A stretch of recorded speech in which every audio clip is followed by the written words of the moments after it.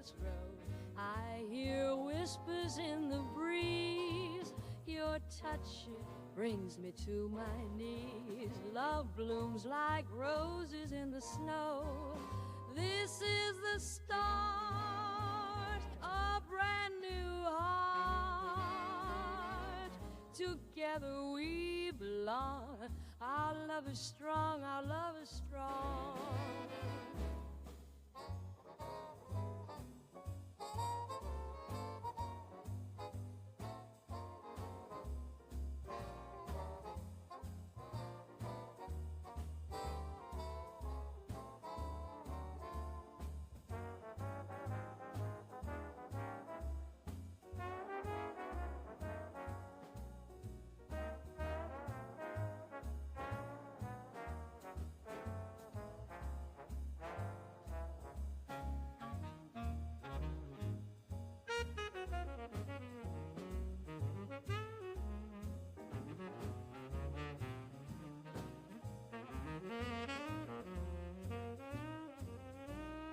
This is the start of a brand new heart. Together we belong. Our love is strong, our love is strong. We'll dance the night with dreams inside. Our love will guide us on. Together we belong. While love is strong, our love is strong.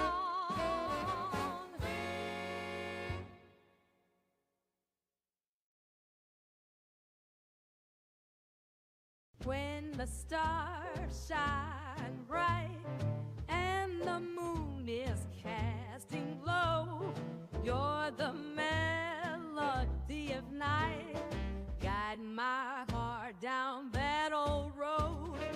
Oh, the doubts seem to vanish when you're holding me close. It's you I turn to when the world spins too fast. Your love pulls me through. In your arms I found my past. Through the highs and the lows, you're my rhythm and my blues. In your eyes my future shows the timeless love I can't refuse. With every beat we move and sing, together we find no muse.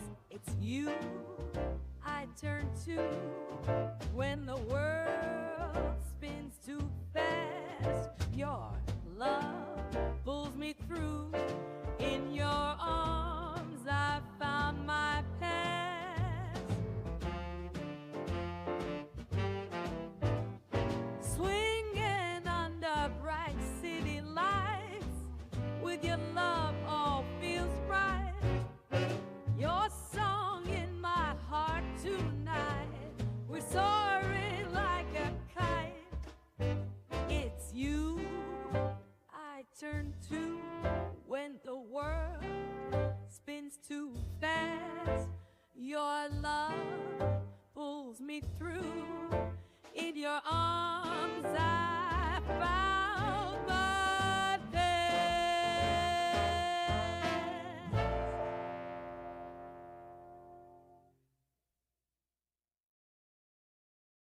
It's the right mood, the wrong night. Your eyes are shining, they're the wrong light. It's not his light, but they're warm and bright. It's sweet serendipity. In the swing of the moment we dance. Wrong time, wrong place, yet a chance. With every step we find romance. It's sweet serendipity. It's the right tune, the wrong band. Your voice is thrilling, it's the wrong hand. It's not his hand, but what a hand. It's sweet serendipity. In the swing of the moment we dance, wrong time, wrong place, yet a chance. With every step we find romance, it's sweet serendipity.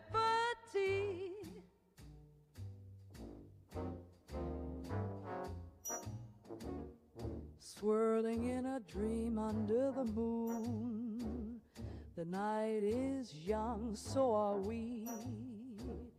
We hold on tight, caught in a tune.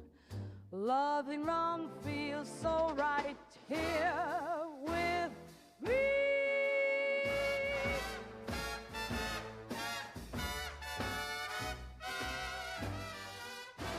In the swing of the moment we dance, wrong time, wrong place, yet a chance. With every step we find romance is sweet serendipity.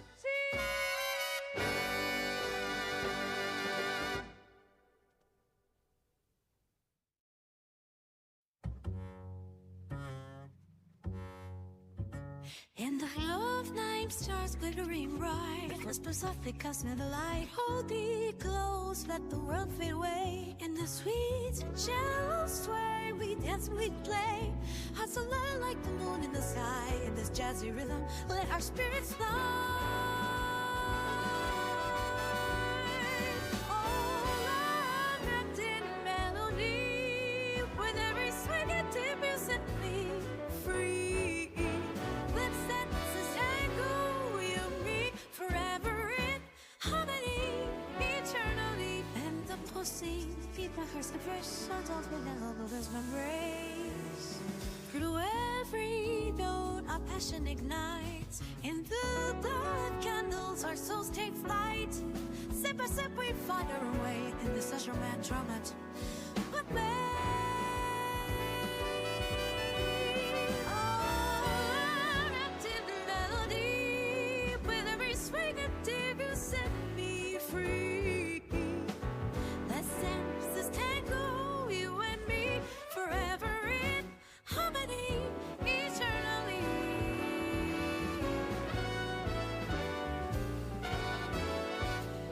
Hear the trumpets play, feel the gospel sway. In this love so grand, we find our way.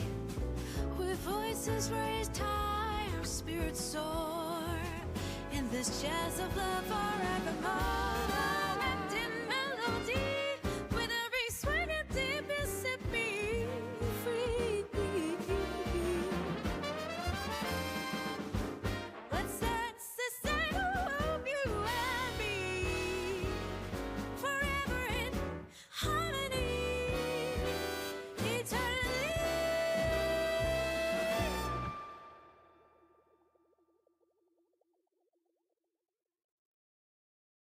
Darling, hold me close tonight. Feel the rhythm, hold me tight. Swing me round the room, oh my. With you, darling, I can fly. In your arms it feels so right. Love's melody in the moonlight. Can you hear my heart sing? Swinging in this love so sweet. You're the music in our dreams. Love's a dance beneath our feet. Whisper softly, tender tune, while we sway beneath the moon. In your eyes the stars align, every beat a sign divine. In this dance our hearts expand. Can you hear my heart sing, swinging in this love so sweet? Love's a dance beneath our feet.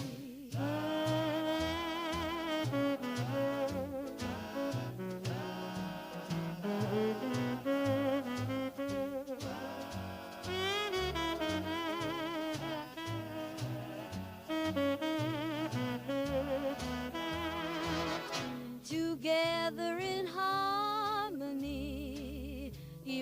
sets my spirit free with the grace so heavenly. You're the song my heart will be. Can you hear my heart sing? Swinging in this love so sweet. You're the music in my dreams. Love's a dance that's beneath our feet.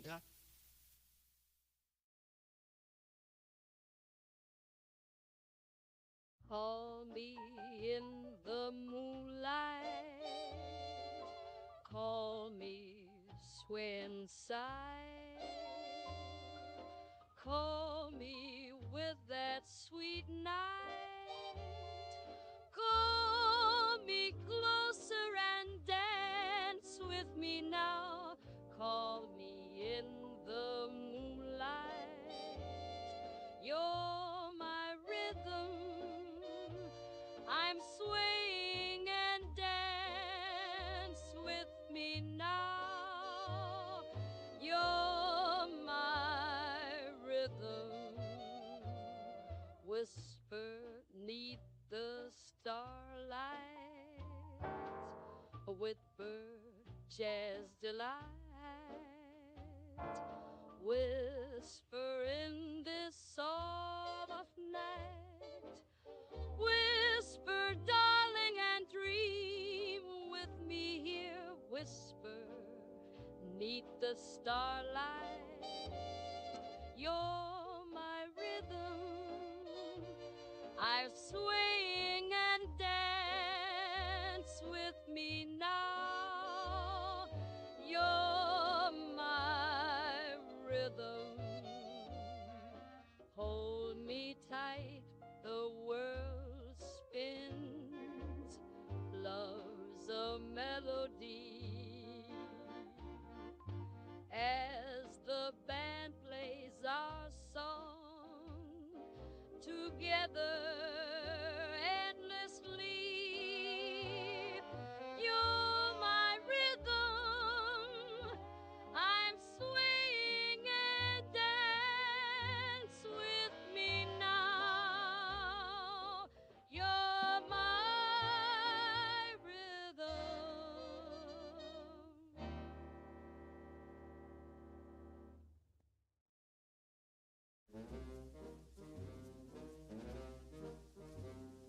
Love's my reason, love's my drive, darling. Oh, I'm good with you, wrapped in warmth of endless jive.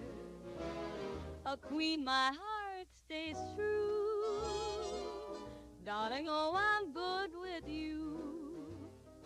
I bought you satin, silk, and pearls, a sweet melody it swirls. What makes my heart skip a beat? Darling, darling, hear my loving feet. Every whisper, every glance drifts like soft moonlit song, held in this romantic dance. In your arms where I belong, oh, darling, oh, I'm good here. I bought you satin, silk, and pearls, a sweet melody it swirls. What makes my heart skip a beat? Darling, hear my loving feet.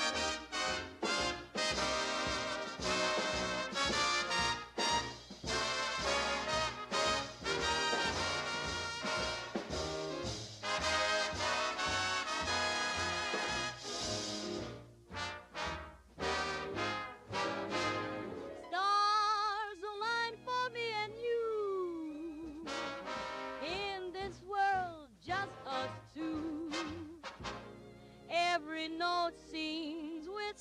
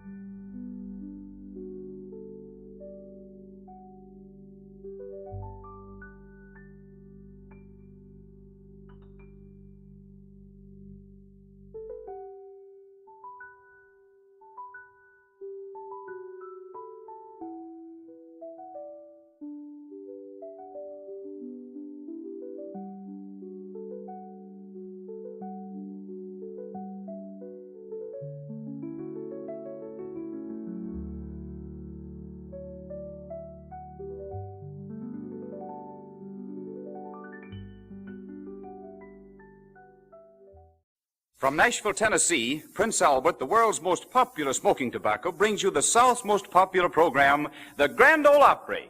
Got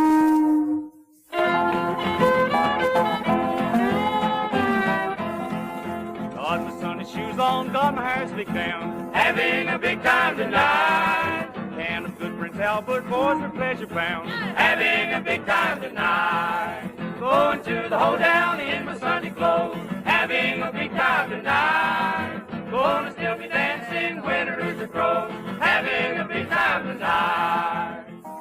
Yes, it's the Grand Ole Opry. The same program with the same people you've been listening to for the past 14 years. Only tonight it's different because we're starting on a network of stations that reaches all the way from the Mexican border to the mountains of Virginia. We are mighty proud and happy to be on this network, and we are mighty proud of our sponsor, the people who make Prince Albert smoking tobacco.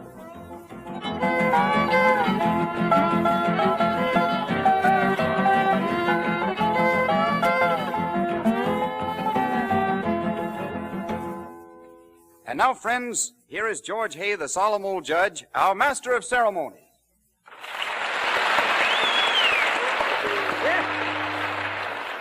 Thank you, David. Thank you. And hello, everybody. Here we are with our show, ready to ride right down the middle of the road for our friends and neighbors throughout America. The Grand Ole Opry House is packed, and we're ready to start the shindig. Roy Acuff and his Smoky Mountain Boys lead off with that good old breakdown. Ida Red, let it go, Roy.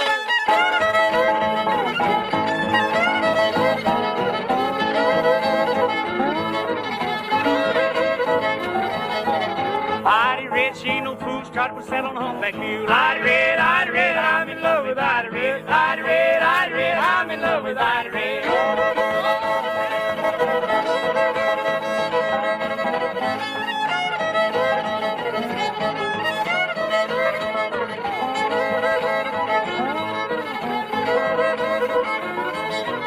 Ida Red, Ida Green, the prettiest girl I ever seen. Ida Red, I'm in love with Ida Red. Ida Red, I'm in love with Ida Red.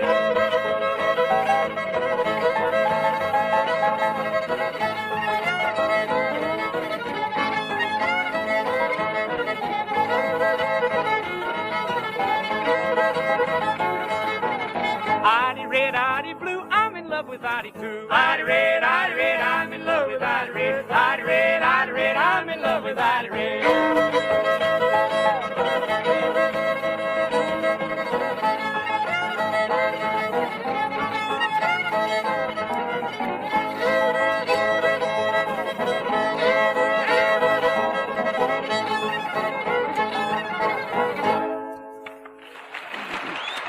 Thank you, Roy. That's swell. Off to a great big start on the Grand Ole Opry. And now we introduce our good friend and partner, David Stone, who has some mighty good news for us. All right, David? Men, if you're interested in facts about smoking tobacco, you'll be glad to hear these results of a series of impartial tobacco tests recently made by a group of laboratory experts. They wanted to know about cool smoking.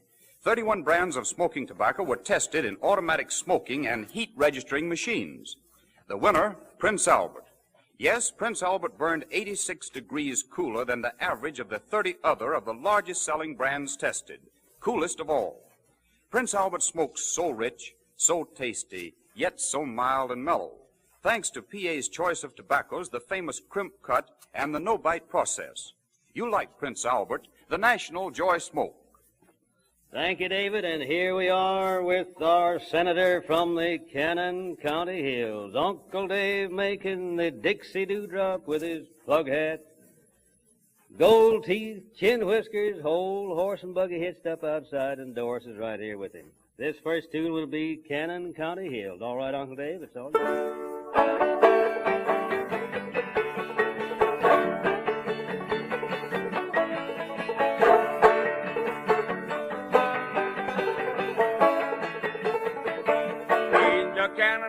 Mountains, they have sweet and flowing fountains. On every hill they have a still. Yeah! Bright lights on Broadway, the sunshine down in Dixie. They have moonshine in the Cannon County Hills. Oh, all those hills, those beautiful hills. They have moonshine in the Cannon County Hills. Oh, bright lights on Broadway, the sunshine down in Dixie.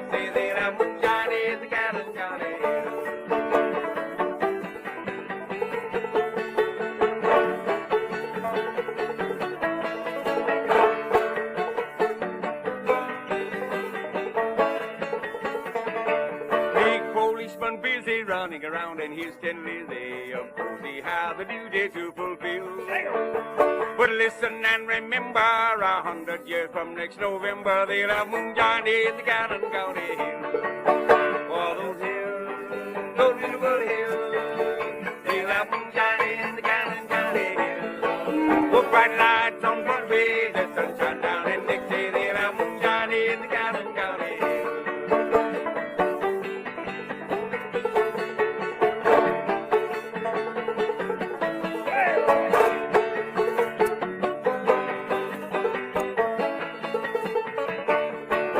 Crazy old election, of course we need protection for all denominations to fulfill. But the captains never hollered and moonshine won't be bothered. They'll have moonshine in the Cannon County.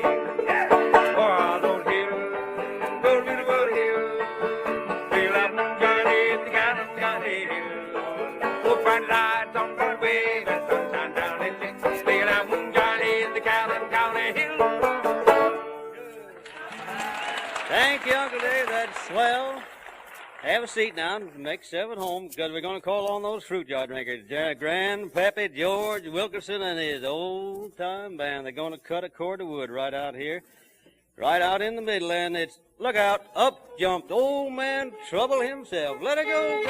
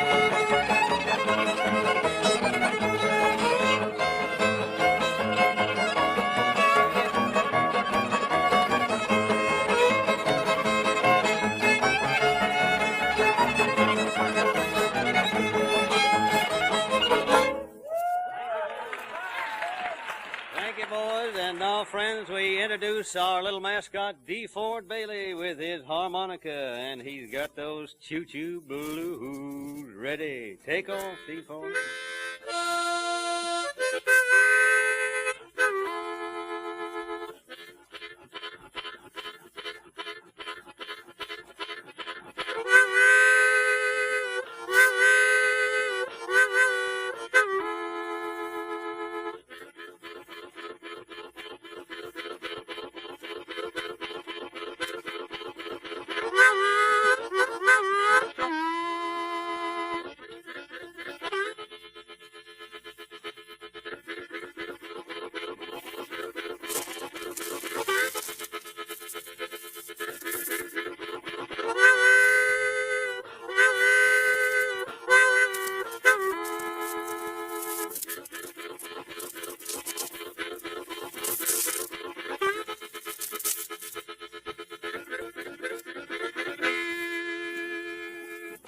Thank you, D. Ford. Thank you. The Grand Ole Opry. We have a few messages here, one from our good friend, Governor Prentice Cooper of Tennessee. Dated Jacksonville, Florida. The governor says, I am listening tonight in Jacksonville, Florida to WSM's friendly and entertaining program that we of Tennessee have enjoyed for many years, the Grand Ole Opry. I am glad that this Saturday night program of old-fashioned Southern music will be enjoyed by the folks of so many other states through the medium of the National Broadcasting Company Network, covering states from Virginia to Texas. Signed, Prentice Cooper. Governor, we thank you so much for that message, and we're going to do our best for you. David, how about it? Have you got another one over there? Judge, we have a nice message right here from Hollywood, California, America's cowboy #1. It says, "Congratulations to the WSM Grand Ole Opry on its initial NBC network broadcast. It is one of my favorite programs, and I'm looking forward with much pleasure to members of this program coming to Hollywood to appear with me in the Republic picture titled Grand Ole Opry. Regards from Gene Autry." Gene, that's swell. We sure do appreciate it, and we'll be out there whenever you get ready for us, my friend. And now here's one from Washington, D.C. Glory be, Grand Ole Opry has at last found its place in the sun, and mark me words, brethren, she'll stay there. Luther Patrick, Congressman from Birmingham, Alabama. Mr. Patrick, we certainly appreciate that. Thank you so much. We're going to stay right in there and pitch. Yes, we are. Now, we hear from Roy Acuff and his Smoky Mountain Boys, one of the most popular numbers we ever presented on this Grand Ole Opry, The Great Speckled Bird. All right.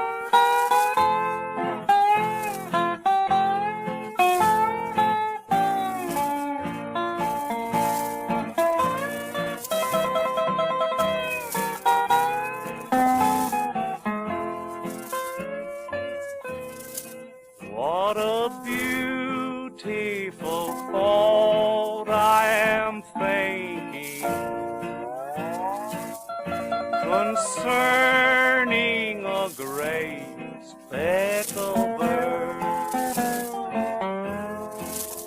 Remember, her name is recorded on the pages of God's holy word, desiring to lower her standard. They watch every move that she makes. They long to find fault with her teaching, but really they find no mistake. I am glad I have learned of her meekness. I am proud that my name is on her book, for I want to be one never fearing the face of my Savior's true love. When he cometh descending from heaven on the clouds as he rides in his word, I'll be joyfully carried to meet him on the wings of that great speckled bird. That's fine, Roy. Thank you so much. That was Roy Acuff with his famous number, The Speckled Bird. And now we're going to call on our good friend David Stone for some more news about Prince Albert. All right, David? Thank you, Judge. You enjoy cooler smoking with PA. Prince Albert is crimp cut and made under the famous no-bite process. Quality tobaccos and special methods of manufacture are your protection from the irritation and the discomforts of excess smoking.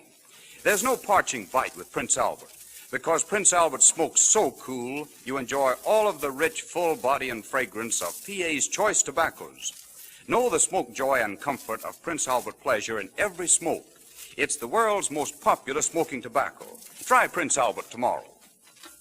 Thank you, David. We continue with our Grand Ole Opry by presenting Uncle Dave Macon, the Dixie Dewdrop, and this time it'll be one of his favorite numbers, Nobody's Darling But Mine. All right, Uncle Dave?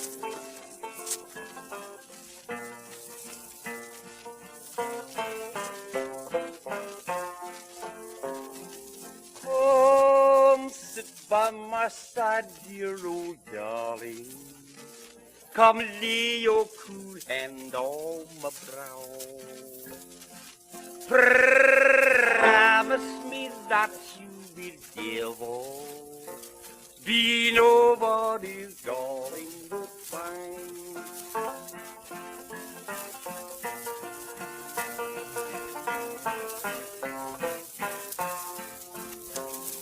I'd rather be some old man's darling than a young girl that no young man knows. Goodbye, goodbye, dear old darling. I'm leaving this whole world behind. Promise me that you will never be nobody's darling but mine.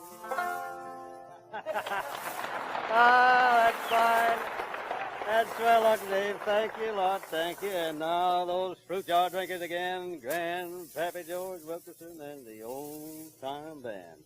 Old Joe Clark, front and center. Let him go,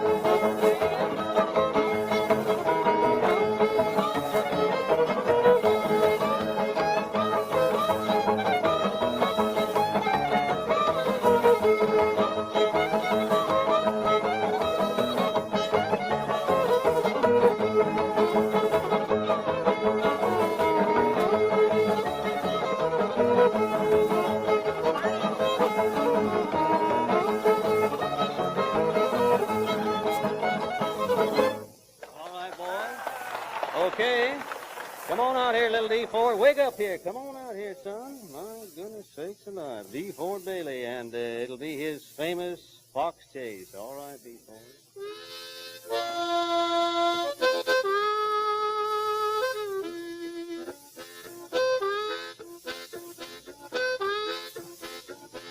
Hey, take it. Yeah, yeah. Hey, catch it. Take it.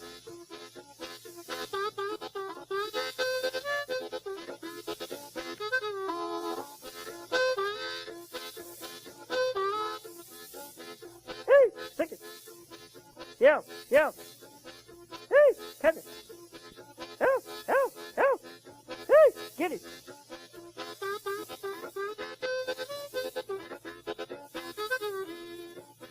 Hey, take it. Catch it.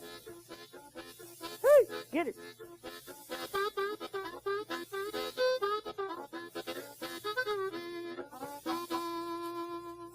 Good. Okay there, D. Ford. Okay, thanks a lot. David, we have a couple more messages there, haven't we? We certainly have, Judge. Another telegram from Hollywood, California. Wish you all the success in the world with your new network program starting tonight. May the Grand Ole Opry live for years and years. It's from Republic Productions Incorporated. And here's one, Judge, from Austin, Texas. Having listened to the Grand Ole Opry ever since the day of earphones and have been able to enjoy it as a common citizen and equally as much now in the governor's mansion, it is glad news indeed to learn that you are going NBC, so the WBAP in Fort Worth can broadcast same. Stop. I hope when you go NBC that you do not go high-hat, but that you retain the traditional dignity of the Grand Ole Opry, which has so long touched the hearts of millions of us common citizens. It's signed W. Lee O'Daniel, Governor of Texas. Thank you, Governor. Thank you. You needn't worry about our hat getting too tall, friend. We're going to keep it just like it is and be lucky to keep it on, in fact. We have one here from Sergeant Alvin C. York of Jamestown, Tennessee, congratulations on your first night on the network covering our great Southland. The Grand Ole Opry has been so much enjoyed for so many years and has now become a password in almost every home. Sergeant, we certainly do thank you for that. And here's one from Washington, D.C. Hearty congratulations on your opportunity to serve a greatly enlarged audience. All of those who have a part in the Grand Ole Opry program have my very best wishes. Signed, Albert B. Chandler, United States Senator from Kentucky. Senator, we certainly do thank you. We certainly do, and appreciate your thoughtfulness, and we're going to stay right in there and pitch. Now, friends, we introduce Roy Acuff and his Smoky Mountain Boys, but little Rachel will be out there ahead of the boys with her brother Oswald, Rachel and Oswald, and it'll be John Henry. All right, Rachel, let her go.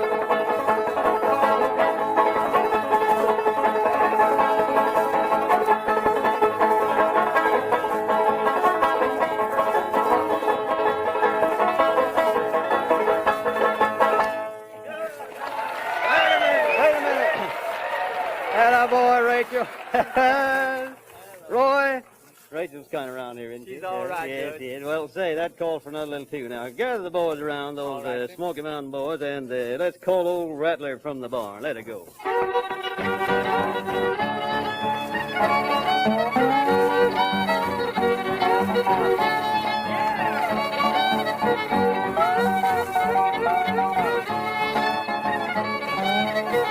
Raccoon's got a bushy tail, a possum it is bare. A rabbit's got no tail at all, with a little bunch of hair. Call a rattler from the barn, here, rattler, here. Call a rattler from the barn, here, rattler, here.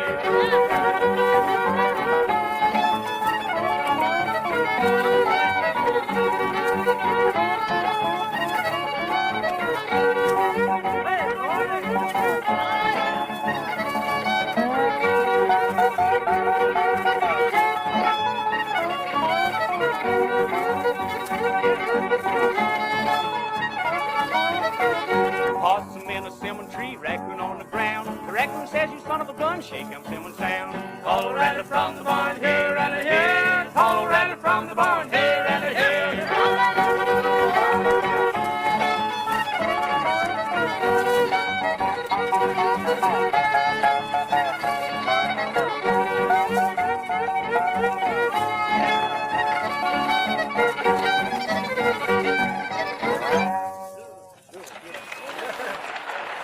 Good, thank you. Now, come on out here, Uncle Dave, will you please? Let's have that way out on the mountain. Come on, get going here. Get in gear now. Are you ready? Let her go. Yes, sir. I packed my grandpa with sisters to the Jingle Bad Mountain. Oh, yeah. I'm going to dine to the land of the sky. Where? We out on the mountain.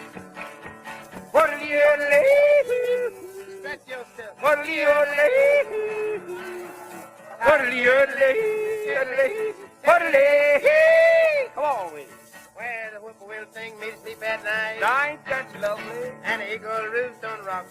I scared him off. I feast on the meat and honey so sweet. Where?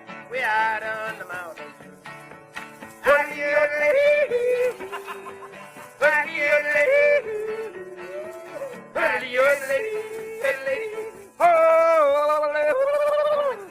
Down in my Sunday clothes.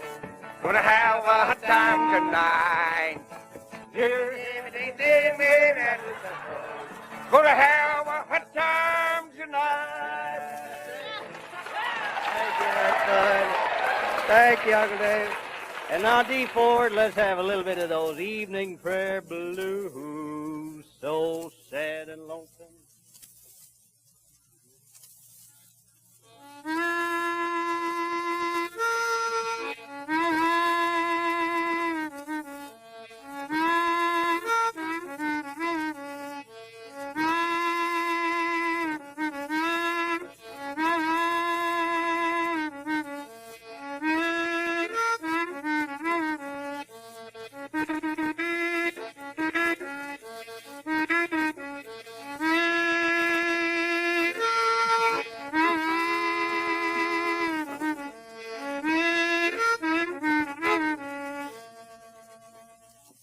Keep it up, you're doing fine, D. Ford. Keep it up, you're doing fine.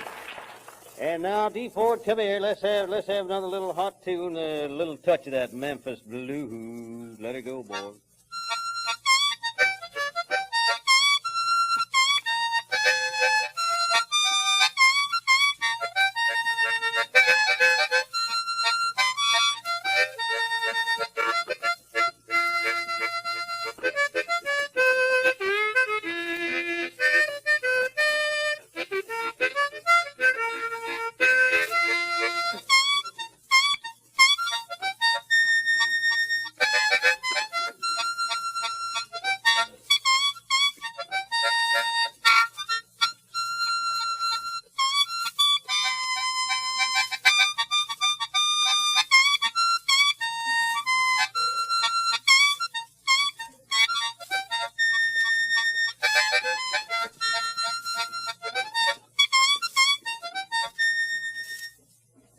Thank you, D4. Thank you. And now, friends, let's gather round for the good night tune here on the Grand Ole Opry. Gather round, boys. Gather round. But before you do get too close here, I think we better call on Brother Dave Stone for some good news. All right, David. I didn't Thank mean you, to Judge. forget you. I sure didn't. Right here. Just imagine what a difference cooler burning can make in testing for better smoking. Cooler smoking plus a difference in mildness, in aroma, and in grand taste. In fact, all along the line. Well, that's what cooler burning Prince Albert means. Details of how science has determined this was announced on this program earlier in the evening. The secret of this remarkable coolness is in PA's choice rich tobaccos, in PA's famous crimp cut and no-bite process. And here's a hint for all of you Macon smokers, too. See for yourself how rich, how tasty, yet how cool and mild PA really is in roll your own cigarettes. You'll find Prince Albert rolls up easier, faster, and neater, too. There are around 70 fine roll your own cigarettes in every handy tin of Prince Albert. Remember, PA is the national joy smoke. There's no other tobacco like it. All right, boys, let's go. Come on.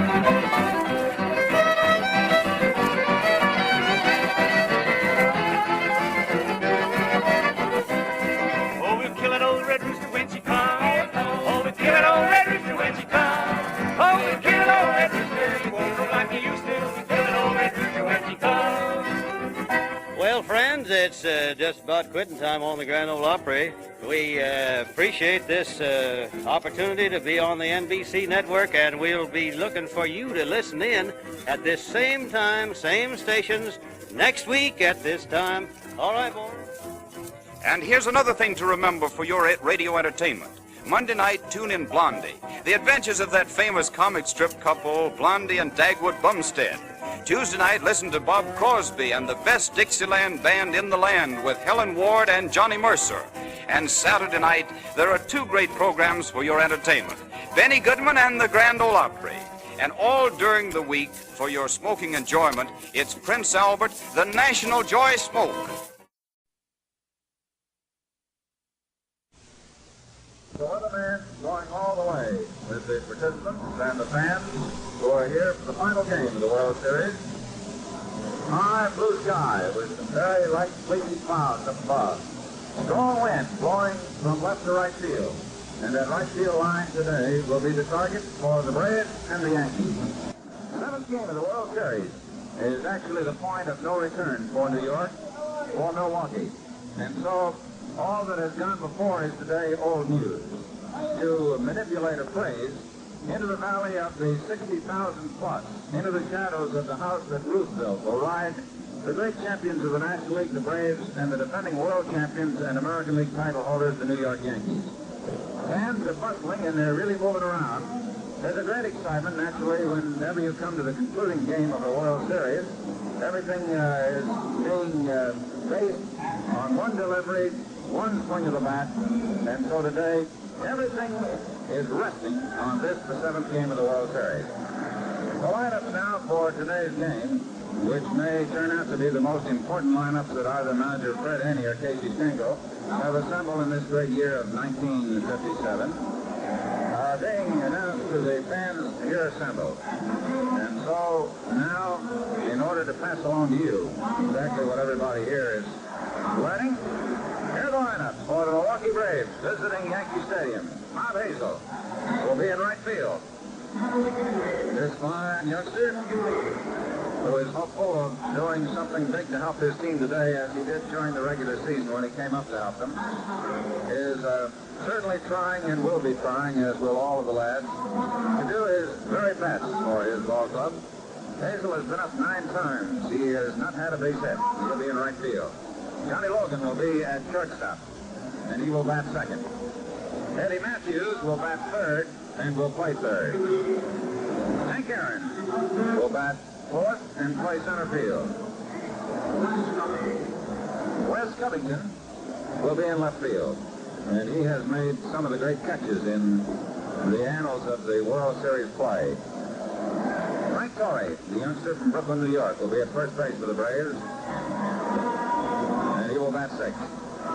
Felix the Cat Mantilla, still playing at second base in place of the injured Red Chambers, will be at second base, and he will bat seventh. Del Crandall will do the catching, and he will bat eighth. And Lou Burdett, who has pitched 2 complete games in this, the 1957 World Series, will be working today to help his Milwaukee Braves. And if he is able to do it, he will step into the annals of World Series history. In the 2 games that Burdett has worked, in a total of 18 innings, he's given up only 14 hits. He has allowed 2 earned runs, one of them coming on a home run. He's given up 3 bases on balls, and he struck out 10, and his earned run average for the World Series is 1 run. For the New York Yankees, there's big news for the Yankee fans today. Hank Bauer leading off and will play right field. Keenan Slaughter will bat second and will be in left field. And Mickey Mantle will be back in the lineup, and he's playing center field. Yogi Berra will bat fourth and do the catching. Joe McDougall will be at shortstop, and he will bat fifth. Tony Kubek will move in from center field to third base. Jerry Coleman will bat seventh, and he'll be at second base.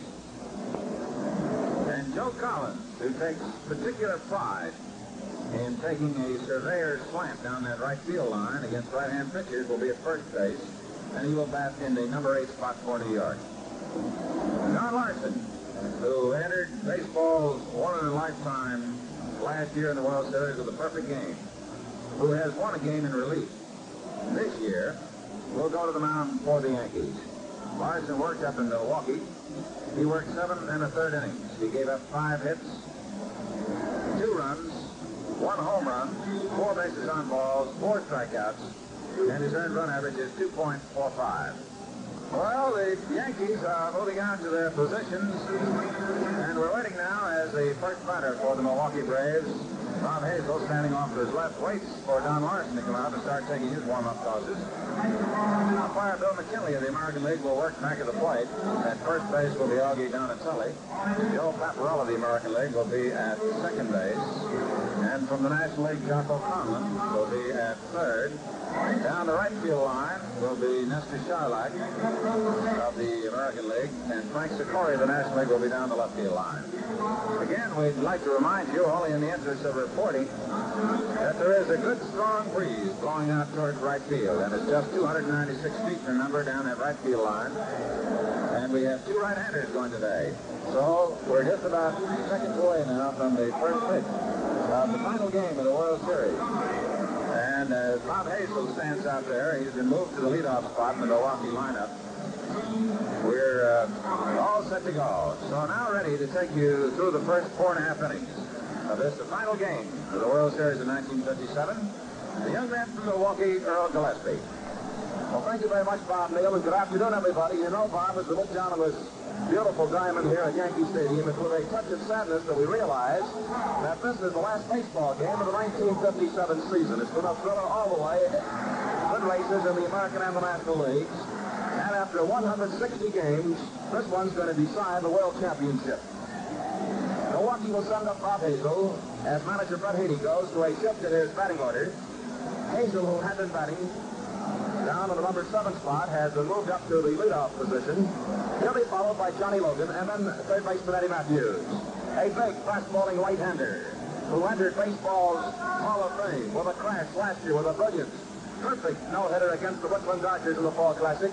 Don Larson, 6 feet 4, 228 pounds, 28 years old. One victory so far in the series. Here is the windup of left-handed batter, Spike Waters. Call, this game is underway. Boy, and believe you me, the Blue Chips are down today in the Major Leagues.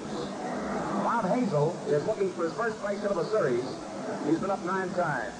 Larson delivers, the curve swung on. Here is a line foul down the right field line. Turns off the railing in front of the box seats. It's picked up down the right field line by Nestor Charlock of the American League, who is working on the right field foul line. Frank Sikori down the left field line. Strike 2 count on Bob Hazel. Manager Brett Haney has Connie Ryan coaching at third base. Johnny Riddle is down at first base. Larson ready, delivers. Fastball, swing on this, quick 3, struck him out. So there is strikeout number 1 for Don Larson. Brings up shortstop Johnny Logan, who has sparkled defensively in the series. And his bat spoke out loudly in Sunday's game at County Stadium when he doubled on the left field line in the 10th inning to drive in the tying run, making the score at that time 5-5. Johnny Logan, 4 hits, 22 times at bat, right-handed swinger, and there's a ground ball to the third baseman, Tony Kubek. Here's the throw. He is out, and that's 2 away. 2 up, 2 down in the first inning. The batter is third baseman Eddie Matthews. Eddie with 4 base hits and 18 at-bats is hitting at 222, 2 doubles, 1 home run, 2 runs batted in. A left-handed swinger, 2 outs, nobody on base, the first inning of play. Don Larson gets his sign from Yogi Berra. Here is the pitch, and Matthews looks at a strike. It's called on the outside corner above the knees. Larson, like his teammate Bob Turley, goes without a windup. So, as we mentioned yesterday, these Milwaukee hitters have to be ready up there at the plate. And he strike 2 is on the outside corner knee high, and Matthews finds himself in a hole.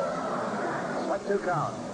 The Braves, 25-year-old third baseman, who has been one of the great stars in the National League. Strike 2 count. Henry Aaron on deck. And here's strike 3. He is called out. 3 up and 3 down. No runs, no hits, no errors. Nobody left on base to score at the end of the top half of the first inning. Milwaukee nothing. The Yankees coming to bat. In the last half of the first inning, the New York Yankees send up Hank Bauer, Enos Slaughter, and Mickey Mantle. In the outfield for Milwaukee, Les Covington is in left. Henry Aaron in center field, Bob Hazel in right field.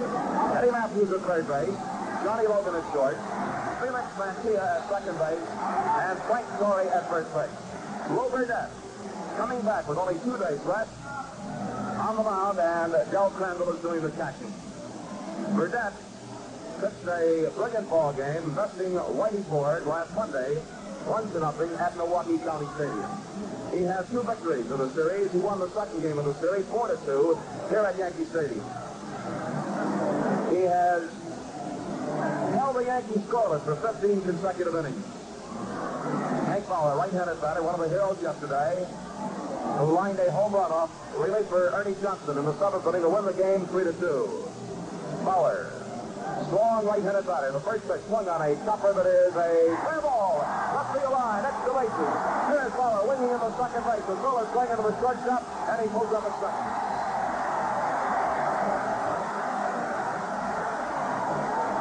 That was just a fair ball, bouncing on the line. A double for Hank Bauer, and he now has hit safely in the last 14 consecutive World Series games, establishing a new World Series record. Hank Bauer. Now the Yankees have a runner in scoring position on second base. Nobody is out. The batter, left fielder, Enos Slaughter. Slaughter with 3 hits and 8 trips, batting at .375. 1 double, no RBI. The outfielder playing around towards left as he takes quick one to the outside corner knee high. Left-hander Warren Spahn, who just 2 days ago was down in bed with a 104-degree temperature, is boosting up on the left center field bullpen for the Braves. That temperature returned to normal yesterday. He had a case of the grip. The right-hander Burdette delivers. The pitch is bunted out front behind the plate. A foul ball, and it's strike 2. So far in the 6 games, the plate attendance has been 333,505. And veteran scribes who have covered World Series for a good many years have said that this has been one of the most exciting, interesting series in the last decade. Only one lopsided score, that was registered by the Yankees in that 12-3 victory last Saturday afternoon. Strike 2 count. Runner on second base, nobody out. Burdette delivers a swing and a roller foul down that third base side, and it's still strike 2. Frank Crissetti is coaching at third base. Charlie Keller at first base. A strike 2 count on Slaughter. And on deck, one of the great stars in the national pastime, Mickey Mantle, returning to active duty, injured his shoulder last Saturday in Milwaukee. Into the stretch goes Burdette. He delivers, and it's outside, 0-1. 0-1 and strike 2. This series is even in home runs. The Yankees have 7, and the Braves have 7. Defensively, the Braves have clicked off 10 double plays, the Yankees 4. Henry Aaron is shading Slaughter around towards left center. The infield is straight away. Hank Bauer on second base, nobody out. The 1-2 pitch, and there's a swing and a ground ball stab. They have the runner trapped now between second and third. They're running it back towards second base. Matthews flips to Logan. Logan to Burdette. Burdette back, and he is safe. And the Yankees have runners on 2 runners on second base. Burdette threw to Johnny Logan. There's the tag of Hank Bauer. And Enos Slaughter went sliding into second base. And for a moment we thought the Braves were playing the old Brooklyn Dodgers. As there are 2 Yankees on second base. Logan tagged both runners, but second base belonged to Hank Bauer, and Slaughter is out. So that'll be a fielder's choice. And once again, a Yankee base runner evaded a tag in a crucial play at second base, just as a Yankee runner did yesterday. But there is 1 man out. Runner on second base. Here is center fielder Mickey Mantle, batting left-handed against the right-hander Lou Burdette. Mantle batting at .267. The first pitch to Mickey is outside of ball.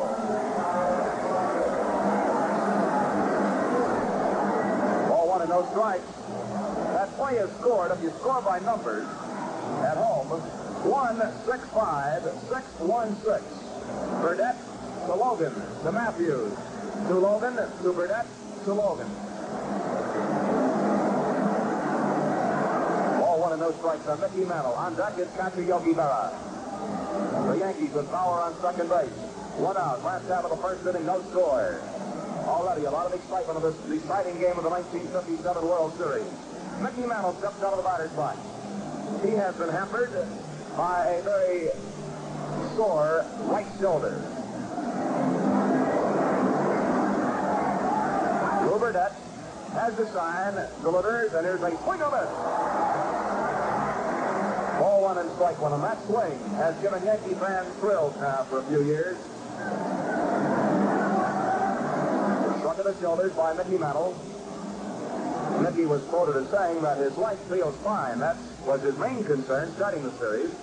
His left leg. The 1-1 pitch, and it's just outside, ball two.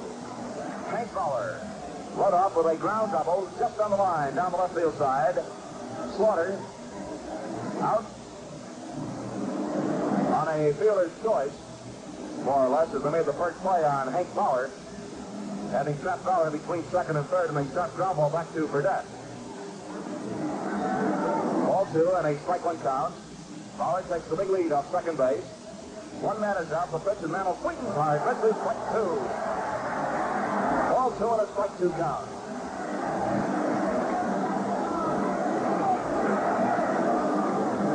Ball two and strike two. Lou Burdette, who during the National League campaign chalked up 17 victories against 9 defeats. 30-year-old right-hander, 6'2", 180 pounds, and soon he'll be enjoying the sunshine down in Sarasota, Florida, where he makes his home during the offseason. 2-2 pitch. A swing and a ground ball stabbed by Burdette. He's going to throw to first base. Mantle is out, and Fowler holds up at second. High jumper. Lou Burdette leaping high, came down with the baseball. So there are two outs. And a Yankee runner is still on second base as the catcher, Yogi Berra, moves up towards home plate.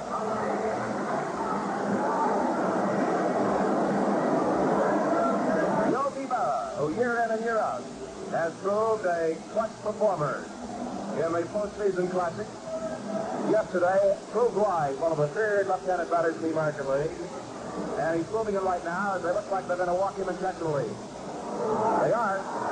Yogi Berra conceding an intentional walk. This will bring up shortstop Gil McDougall.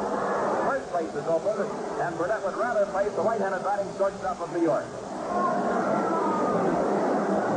Here's ball three outside. Yogi Berra yesterday got his first extra base hit of the series. And as far as the Yankees were concerned, it was a really big one, a two-run blast to the right field seat. Ball four to Berra. The first walk given up by Burdette. This an intentional walk. And the Yankees have runners on first and second base with two outs. No score the last half of the first inning. Shortstop Gil McDougall batting .250. 5 hits in 20 trips. No extra base hits, 2 RBIs. And Gil is up there with teammates Hank Fowler at second base, Yogi Berra at first base. The Braves outfield playing around towards left. The infield is straight away. Burdette delivers. The pitch is inside. Ball one. Ball one and no strikes. McDougall steps away from home plate. That incidentally was the first intentional walk of this series. Ball one and no strikes. Burdette taking his time. Every pitch is so very important this afternoon.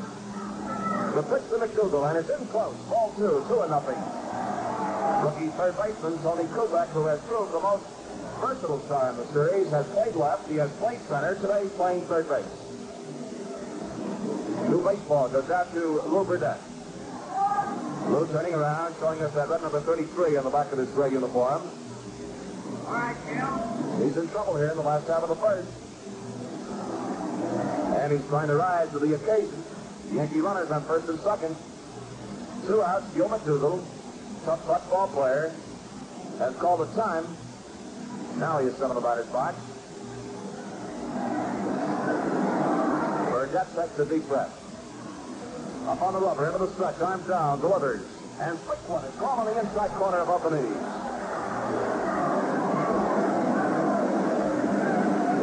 Ball two, strike one. Again, Gil McDougall walks out of the batter's box. He's in a tough spot here, trying to deliver right now for Casey Stengel of the Yankees and the Yankee fans across the nation. Burdette checking with Del Crandall. Ball 2, strike 1, the pitch on the way, and it's ball 3, low and outside, and a bat that now loads him up. And brings up Tony Kubek. Ball 3 and strike 1. Beautiful day out here at Yankee Stadium. The temperature is 65 degrees. The wind is blowing out towards the inviting right field seats.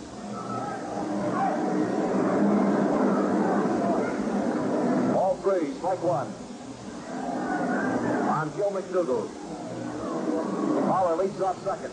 Merrill leads off first. 3-1 pitch. Swung on a high infield fly. Eddie Matthews moving down the third base line, getting out of his ball. Makes the catch and that retires the side. Good pitching by Lou Burdett. In the last out of the first inning, no runs, 1 hit, no errors, and 2 men left on base. At the end of the first inning, the score: the Yankees nothing, the Braves nothing. Henry Aaron leads off for Milwaukee in the second. Aaron, Covington, and Torrey to face the right-hander Don Larson. Aaron, one of the hitting stars of the series, has 9 hits and 23 at-bats. He's hitting at .391, 1 triple, 3 home runs, 5 runs batted in.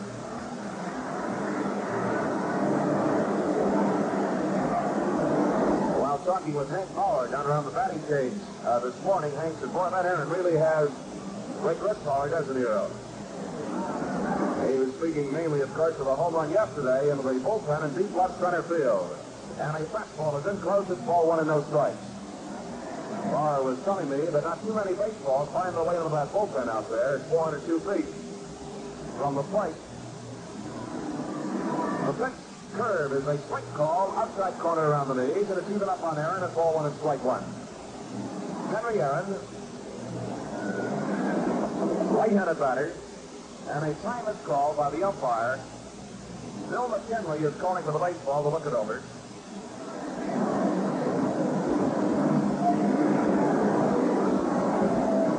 Aaron, who was born February 5th, 1934. 23-year-old outfielder. Started the season in right field. Here's the pitch on the way, and it's in close, ball 2. He was shifted to center field after the collision involving Billy Bruton and Felix Mantilla on a high pop-up at Pittsburgh's Forbes Field midway through the 57th season. As they swing and they move into left field, coming in fast, here's Slaughter. It's in for the base hit. Henry Aaron rounds the bag at first base and holds up.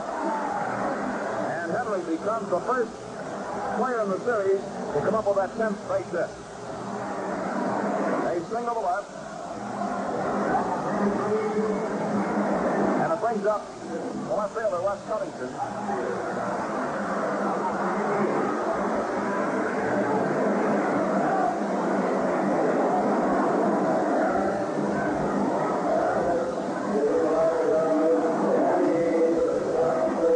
And they just announced that Henry Aaron has hit safely in all 7 games. Now here's Wes Covington, a left-handed batter. He takes the ball to throw. Wes, after getting off to a flying start in the first 2 games with 4 base hits, has gone hitless since. He now has 4 for 21, batting .190, 1 double, and 1 run batted in. He's up there with teammate Henry Aaron at first base. Nobody out, and a strike is called on the outside corner as Larson is keeping that ball low on the base. Ball 1 is strike 1. First baseman Frank Torrey follows Covington in the batting order. Ball 1 and strike 1, no score, second inning. Aaron on first base for the base hit.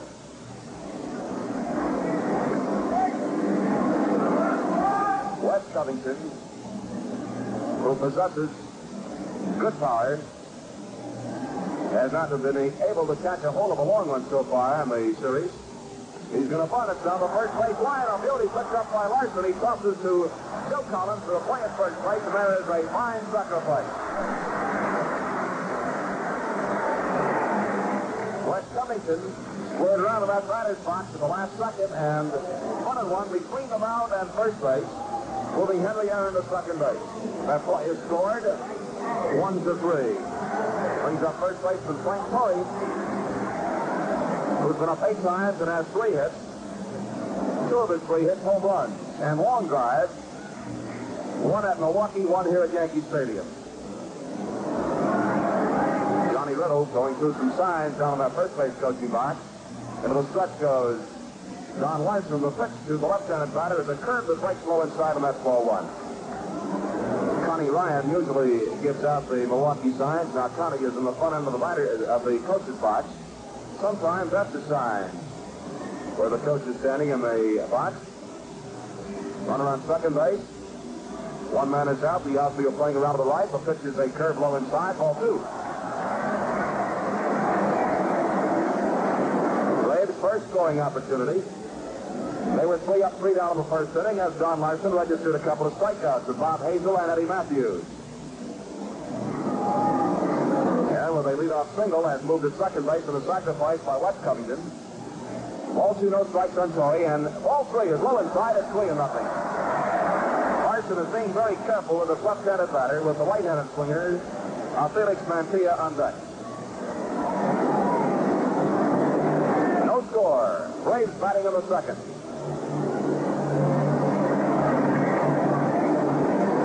Jerry Coleman playing deep at second base, standing on the edge of the outfield grass. 3-0 pitch, and ball 4 is outside.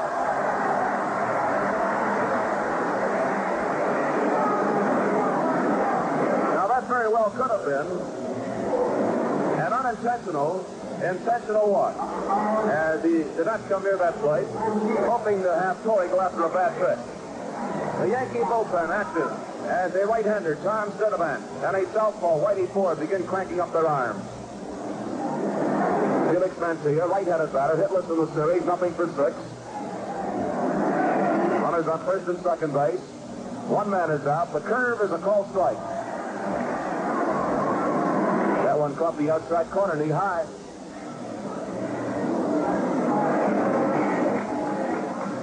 Mantilla is a tall, slim hitter. Only packs about 150 pounds. Don Larson looks him over, delivers. The curve is outside. He was going to swing, held up the ball, bounces in front of the plate. Yogi Berra scrambling, picked up that ball with Milwaukee runners holding on at first and second. Felix Mantilla is listed at 160 pounds. He's tall at 6'1", from Isabela, Puerto Rico. He's a youngster who has been brought up through the Braves farm system and was a teammate of Henry Aaron a few years ago down in Jacksonville, Florida. 23 years old. And he has proved a valuable utility man for Fred Haney as he has played 3 positions in the infield, third, short, and second base. Playing second today in place of the injured Red Cheney. Right-handed batter, the 1-1 pitch, swung on a fly ball deep in the left field. This is sending Slaughter back on the run. He's backpedaling. He's waiting for it. Makes the catch. Aaron tags at second base, going to third, and the throw goes into second base. Long fly ball deep to left off the bat of Felix Mantilla. Deep enough to allow Aaron to tag at second base and go to third. So there are 2 outs. And the Braves now have runners on first and third base. Whitey Ford has taken a seat on the bullpen bench, and his place out there has been taken by Bobby Stentz. So it's the left-hander Stentz, the right-hander Sturdivant, warming up for old Casey Stengel. Runners on first and third base.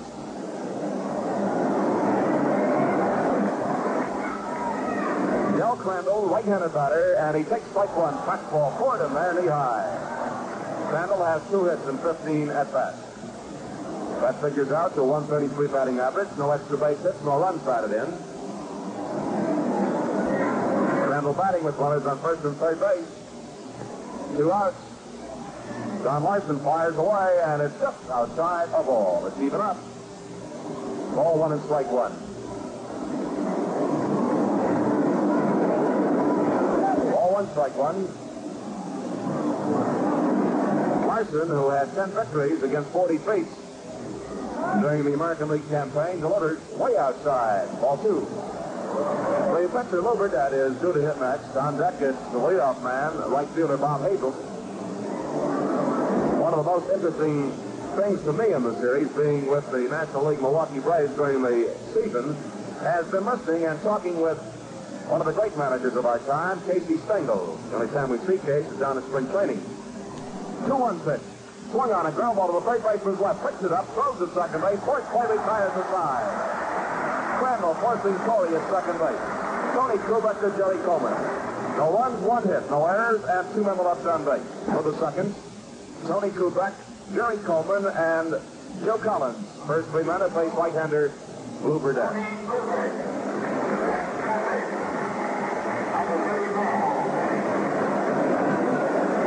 In runs scored in the series, with the series tied 3 games apiece, the Yankees have scored 25, the Braves have scored 18.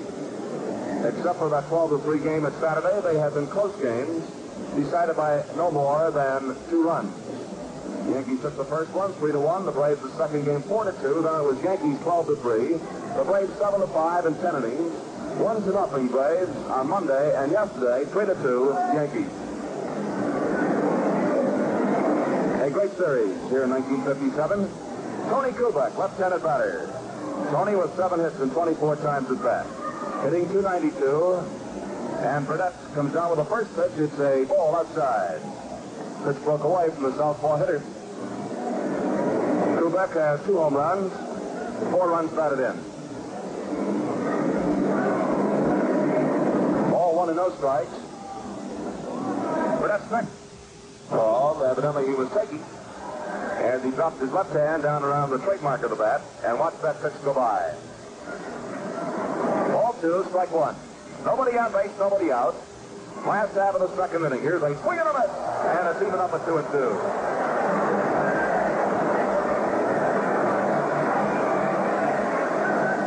October the 10th, the last game of the baseball season. And what a big game.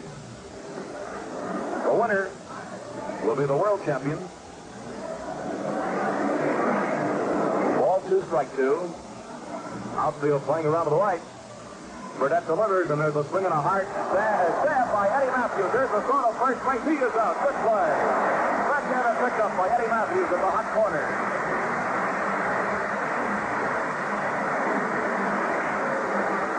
There is a youngster who has developed into one of the outstanding defensive third basemen in baseball. 1 man is out. Nobody on base. The batter, second baseman Jerry Coleman, batting at .333 with 6 hits and 18 times at bat. He has 2 doubles and 2 runs batted in. He asked umpire Bill McKinley to look over the baseball, which he did, and he tossed that ball out of the game.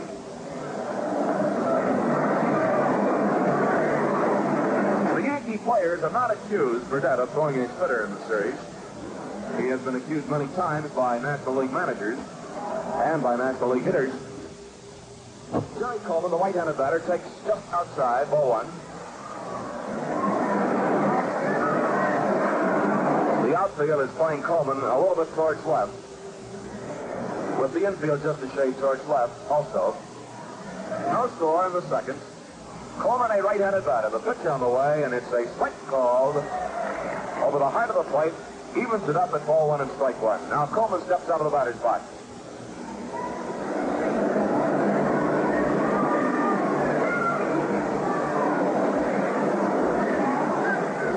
And strike 1. On Jerry Coleman, he's waiting. The pitch swung on. There's a ground ball down the third base line. Fair ball picked up by Matthews. A low throw. Scooped up beautifully by Frank Corey, and what a play.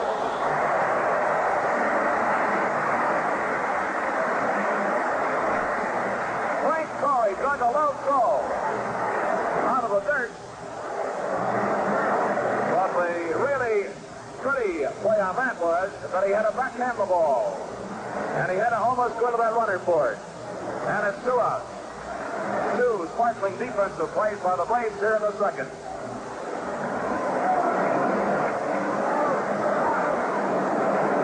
Lou Burdett really ducked out of the way of Matthews. He fell right down to the ground as Eddie came up with that ball.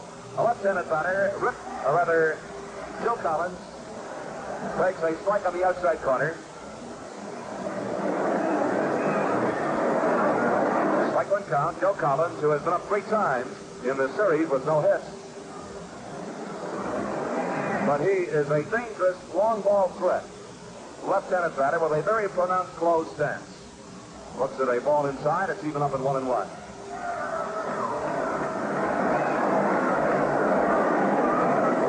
strike one. 2 outs, nobody on base, no score in the second. Lou Burdette coming back after 2 days rest. But Lou said he didn't throw too many pitches last Monday in the 80s in beating the Yankees 1-0. A 1-1 pitch. And it's low outside of the Yankees first baseman, ball 2. Collins up in the batter's box. Burdette reminded a lot of the sports writers who were asking him about the 2 days rest that he was used very frequently in relief in 1953. As a matter of fact, he was out in that bullpen. And in one stretch of that 1953 season, he was in and out of there quite a few times during the span of about 10 ball games. Here's a swing and a roller foul. Ball 2, strike 2. Man leaning over the railing down here almost upended himself trying to get that baseball, and I think he reached it. That would have been an awful position to get stuck in, because I don't think he would have enjoyed the rest of the ball game with a vantage spot. Ball 2, strike 2 on Joe Collins. 2 outs. Burdette's ready, and the pitch is swung on, a high foul. Off to the left, up into the crowd, and it's still 2-2.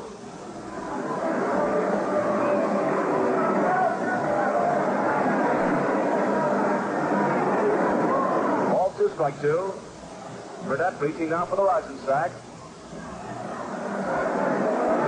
He is continually moving on the mound. The 2-2 pitch.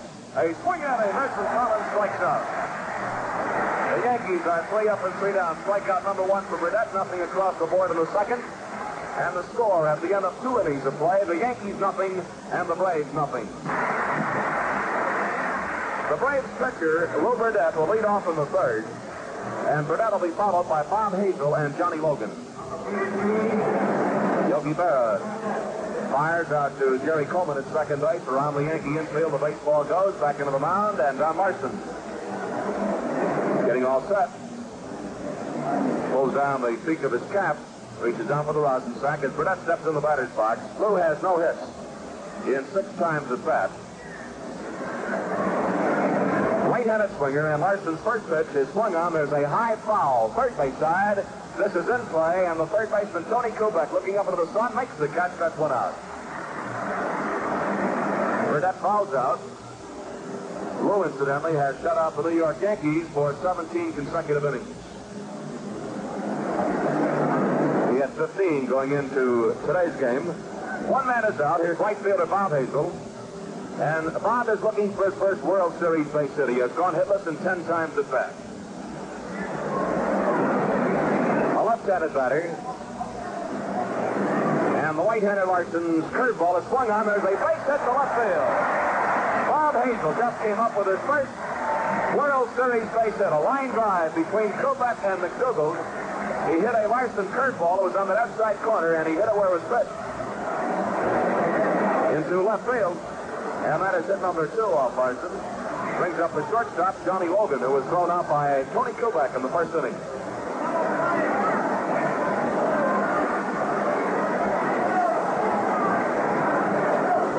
Don Larson checks the runner, delivers, and it's too low with a fastball. Ball 1 and no strikes.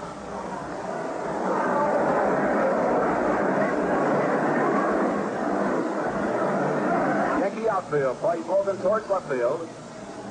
The wind blowing out to right. Bob Hazel leads off first base. Here is a lob throw to first by Don Larson over to Joe Collins. Collins back to the mound. Logan's out of the batter's box. Connie Ryan going through a series of signs in the third base coaching box now. And the 1-0 pitch is swung on this as Logan that time tried to hit the right field. Something he can do very well. Ball 1 and strike on the count on Johnny.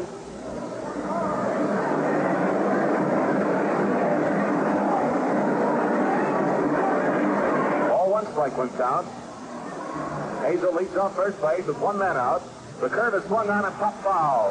Yogi Berra digging hard towards the stands on the run, and he cannot reach it. Yogi Berra came racing back.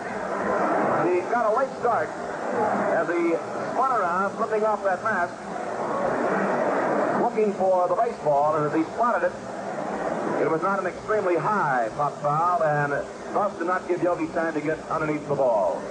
So there's a break for Logan and the Braves. It's ball 1 and strike 2. Larson came down off that mound, all the way down to the plate, and picked up Yogi's mask for his battery mate. Ball 1 and strike 2.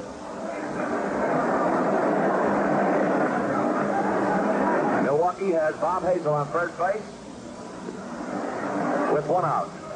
The right-hander, Don Larson, stretches the pitch. Swung on a high foul first base side. And it's going to be a souvenir for a customer out here at Yankee Stadium. Ball 1 and strike 2. Johnny again was trying to hit to right field. With the runner on first base, the first baseman Collins is holding him on, and Coleman is playing Logan over towards the bag at second, which opens up quite a gap between the two infielders. A 1-2 pitch, and it's high inside, ball 2. Larson, realizing that Logan has taken 2 shots at right field, came in close that time with the fastball. Ball 2, strike 2. Johnny has the power to reach the left field seats here at Yankee Stadium. He did. In the second game of the series, here's the 2-2 pitch. Swung on and ground ball to the third baseman. Like to second base. High throw! And he is safe at second base, safe at first base. Here comes Casey out of the dugout. High throw by Tony Kubek. Pulled Jerry Coleman off the bag. He went through with the play. And it was safe at second base and safe at first base. And Casey Stringle is arguing with Augie Donatelli.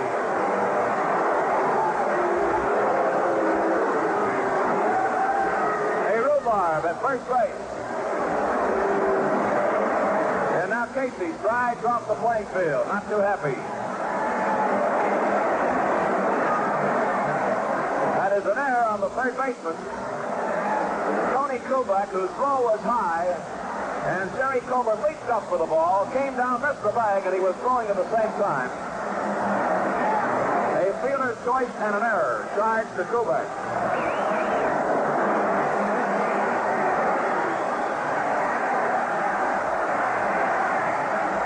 On first and second base. 1 man is out here. Third baseman Eddie Matthews. A left-handed batter, and it's way outside for 1. Matthews struck out in the first inning. Left-handed batter who hit one in the slot in right center field for 2 bases yesterday. Runners lead off first and second base. Here is Blake one on the outside corner as Larson keeps that ball away from Matthews' power. Ball 1 and strike 1. That was a perfect pitch. Even up on the Milwaukee third baseman. Ball 1 and strike 1. Bob Hazel on second base. Johnny Logan on first base with 1 out. Outfield deep to the right. The big right-hander fires away, and it's strike 2. It is center fielder Henry Aaron. Ball 1 and strike 2 on Eddie Matthews.